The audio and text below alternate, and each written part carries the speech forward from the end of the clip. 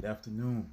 This is Rashad Mitchell coming to you live from my YouTube channel, and I'm gonna get into part two of the week that was college football history in review, the 1953 college football season.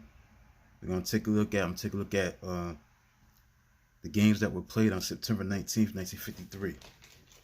Now, first, it was a matchup between the Georgia Bulldogs and the Villanova Wildcats. Georgia Bulldogs won 32 to 19 over Villanova. 32-19 over Villanova was the final score between Georgia and Villanova. 32 to 19 in favor of Georgia. Don Shea, hometown Philadelphian, playing guard for Georgia Bulldogs, helped hold Villanova All-American halfback Gene Filipski to 9 carries for 38 yards rushing as Georgia rallied from a 12-0 first quarter deficit before 97,803. Wildcats fullback Jack Helm, who had 12 carries for 44 yards, scored at end of 81-yard drive, and 3 minutes later, halfback Ralph Shisher galloped 63 yards with a touchdown pass from quarterback Joe McNicholas. Georgia fullback Bob Clemens rushed for 118 yards on 13 carries, including a second quarter touchdown run, and quarterback Zeke Bukowski threw 10 for 18 for 196 yards and a touchdown. His passes of 30 and 12 yards, respectively, to end Johnny Carson led to another second quarter touchdown for 13-12 halftime edge. Bulldogs put it away in third quarter as halfback Jimmy Campagna and fullback Howard Kelly scored on runs for 26-12 lead.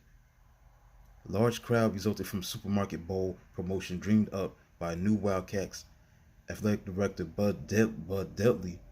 Acme Food Chain bought 60,000 tickets, distributed them at no charge to customers, many of whom saw their first live football action. Next, Duke Blue Devils beat the South Carolina Gamecocks 20-7. In the first ever Atlantic Coast Conference game, Duke captain N. Howard Pitt played a key role in capturing victory. Pitt caught 29-yard pass from quarterback Worth Lutz as Blue Devils charged 85 yards to halfback Red Smith's 4-yard scoring run on first opportunity they had. Late in the second quarter, defensive end Pitt dropped into secondary to pick off pass by South Carolina quarterback Johnny Gremlin and raced 25 yards to the Gamecocks' 43-yard line. Duke sub halfback Junior McRoy converted turnover into a 4-yard touchdown run and a 13-0 halftime edge. Carolina scored in third quarter on broken play and taking low punt snap. Halfback punter Carl Brazel was pressured by a trio of blue defenders. Brazel stepped aside and found running room at sideline to charge 43 yards to score. William and Mary beat Wake Forest in Richmond 16-14 as Wake Forest halfback John Parham dashed 15 yards for opening touchdown, only to be matched by Indians fullback Bill Bowman on 71-yard touchdown charge in second quarter. Go-ahead margin at 10-7 for William and Mary came on fourth quarter 27-yard field goal by K.L. Quinby. Hadacall Hines, once 150-pound freshman water boy who made himself into effective kicker.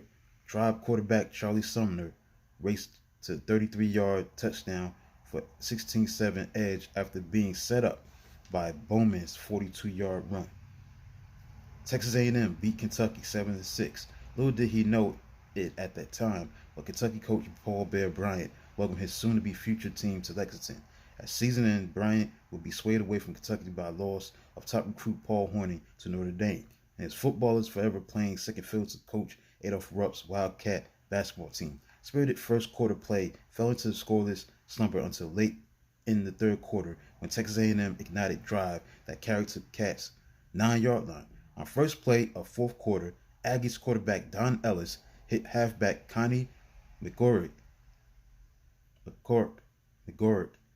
with pass to 1-yard line after 2 Wildcats offside penalties. Ellis wedged over Texas A&M halfback kicker Joe Boring, booted decisive extra point.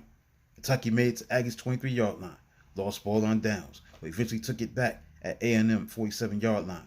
So with 5:50 to go, Wildcats fullback Tom Fillion powered 9 yards for touchdown, but conversion try blew up, and quarterback holder Herbie Hunt unsuccessfully tried to flip pass to halfback Steve Mellinger.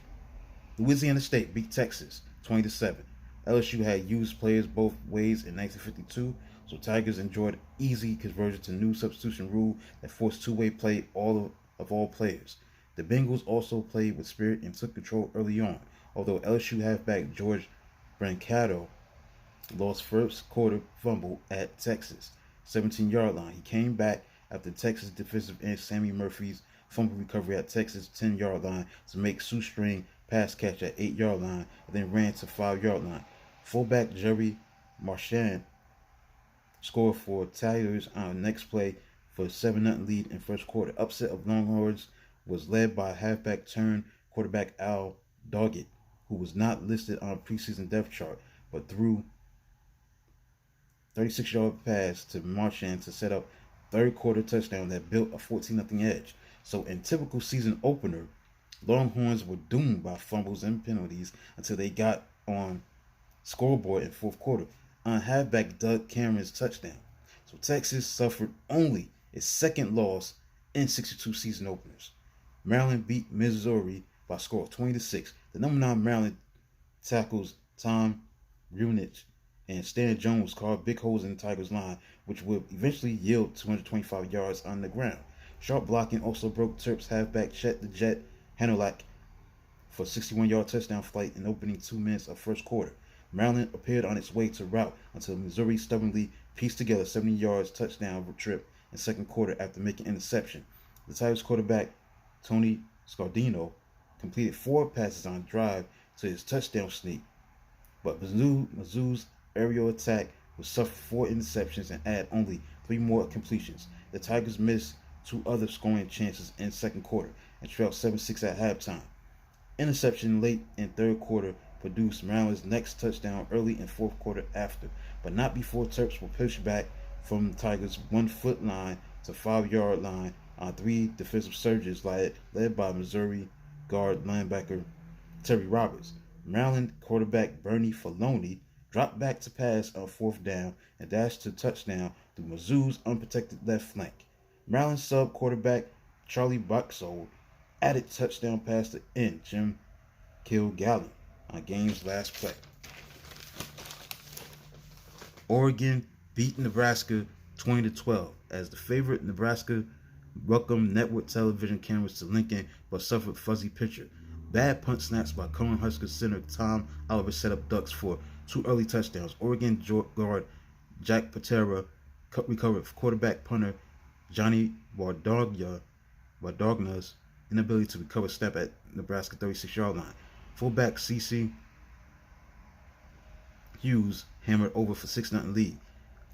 Ducks soon went up 13-0 when halfback Dick James swept left end for 9 yards after Wardogna could manage only 7-yard punt under pressure caused by snap that settled over his head. Sophomore halfback Rex Fisher, one of long line of family members to play for the Huskers, scored in the second quarter, but Oregon halfback Ted Anderson raced 57 yards for touchdown only 3 plays at the following kickoff. So Ducks led 20-6 at halftime. Fisher whipped 63-yard touchdown pass to halfback Dennis Koronek in fourth quarter to draw Nebraska within 20-12, but hope died when Oregon tackle Glenn Berry burst through to block kicker Koronek's extra point try. Center Oliver's odd day took another turn on fourth down pass in fourth quarter.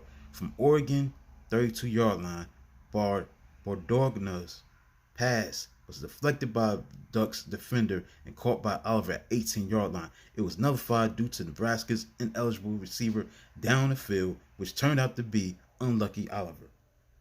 Rice beat Florida 20-16 as Florida welcomed back 1952 All-SEC fullback Rick Caceres,